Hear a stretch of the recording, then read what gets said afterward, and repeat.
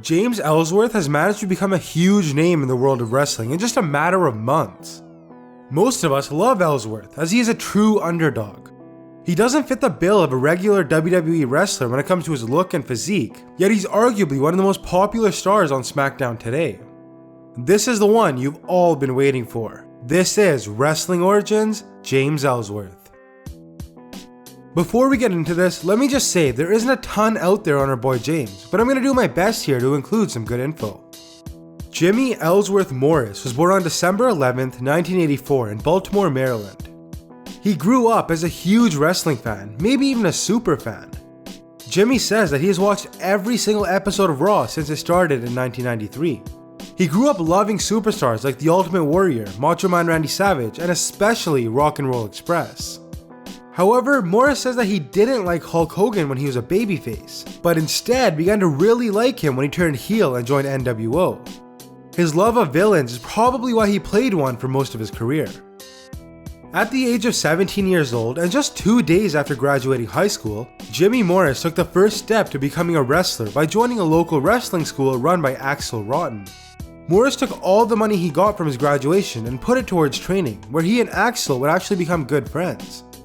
Despite being a small guy, Jimmy says he was always determined to be a wrestler.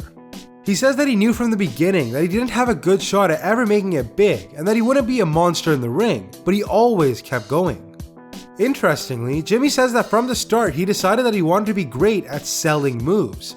Yes, that means that all those years, Jimmy was training to be a jobber.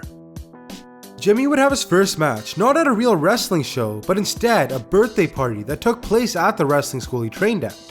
Since Jimmy was there, he was told to get in the ring. His opponent? A woman, who you now know as Mickie James. Eventually, Jimmy would make his way onto proper wrestling shows. Jimmy has spent most of his wrestling career on the independent circuit under the name of Pretty Jimmy Dream. Jimmy's worked in a decent number of smaller promotions over the years, such as American Combat Wrestling and First State Championship Wrestling to name a few. Some of the shows he worked were in places like high school gyms or bingo halls, and at least once in a barn in front of just 20 people. To put it simply, Jimmy really did start from the bottom.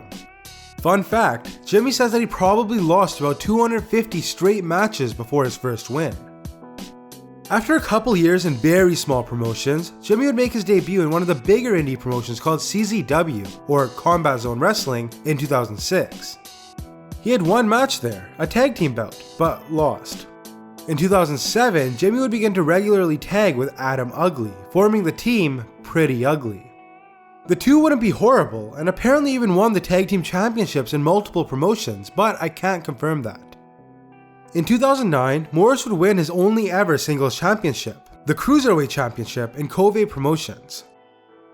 For a few years after that, Jimmy would remain relatively quiet when it came to competing, but would pick up again around 2013, most notably in big time wrestling.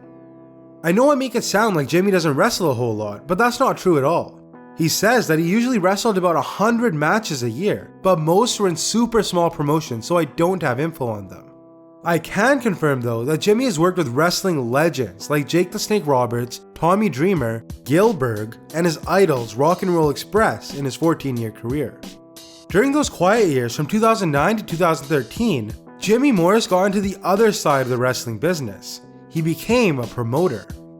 Jimmy founded Adrenaline Championship Wrestling in 2009 and is still working there today.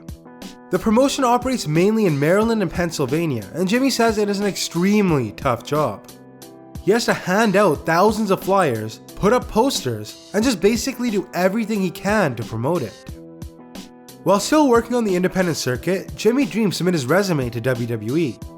This allowed him to get his foot in the door, as he appeared as one of Adam Rose's Rosebuds a few times when WWE was in the Baltimore area. When they came to that area in July of 2016, Jimmy was called up by WWE, who offered him a squash match against the monstrous Braun Strowman on the Raw after the draft. WWE weren't fans of his wrestling name of Jimmy Dream, so he came up with James Ellsworth, which they liked. Working as enhancement talent, Ellsworth would be demolished by Strowman in the ring.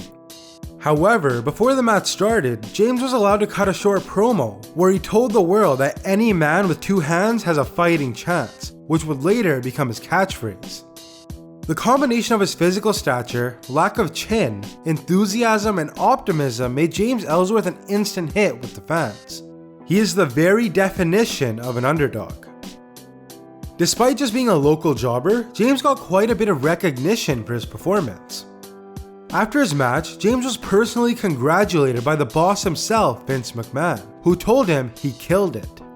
Also, WWE superstar Chris Jericho got his number and gave him a call to tell him that he did an awesome job as well. These compliments are insane, coming from two of the most respected people in wrestling, and James says he couldn't believe it. Though he thoroughly enjoyed the experience and was blessed with the opportunity, James says he never thought anything further would come from his appearance. However, he developed a cult following and the internet blew up over Ellsworth. This made WWE take notice, and they decided that maybe it would be smart to bring him back. James says that he was told to keep a few key dates free, most notably SummerSlam, but nothing ever came of those. However, on the September 13th episode of SmackDown Live, James Ellsworth was revealed as the mystery tag partner for AJ Styles against Dean Ambrose and John Cena, though he was attacked by The Miz before he made it to the ring. Ellsworth says he is extremely blessed to have been given another shot in WWE, and was simply astounded that fans actually remembered him and cheered when he came out. After that, Ellsworth would return again after being chosen by AJ Styles as his opponent on SmackDown. After Dean Ambrose, who heavily favored Ellsworth, was made the special referee, James would pick up the win. This landed him a World Championship shot, which he won by disqualification due to Ambrose, but didn't win the title. Ellsworth would continue to be involved in the feud between Ambrose and Styles, backing up Dean. On November 1st, James would notably land his finisher, No Chin Music, on AJ Styles, which caused Ambrose to be disqualified in their match. Moving to Survivor Series, James Ellsworth would serve as Team SmackDown's mascot. During the match at the pay-per-view, Ellsworth would get revenge on Braun Strowman, the man who jump-started his career, by aiding and eliminating him from the match. However, Strowman wouldn't take this well, as he chased James up the ramp before throwing him through a table in a fit of rage. Soon after Survivor Series, James Ellsworth would sign a real contract with WWE, as previously he was just making individual appearances. This was worked into the storyline, with James defeating AJ Styles in a ladder match for a contract, also landing a WWE World Championship match in the process. Since then, James Ellsworth seemingly turned heel at TLC by attacking Dean Ambrose, costing him his championship match. James Ellsworth was supposed to get his title shot against AJ Styles on December 6th, but due to an injury, the match was cancelled, and is expected to take place next week on SmackDown. And that was Wrestling Origins James Ellsworth. Like I said at the start of the video, there isn't a ton of info on James, but I tried my best to make this video as complete as possible. Anyways, if you enjoyed it, then give it a thumbs up and subscribe for another episode of Wrestling Origins every Friday. Thanks for watching, and I'll catch you in the next one.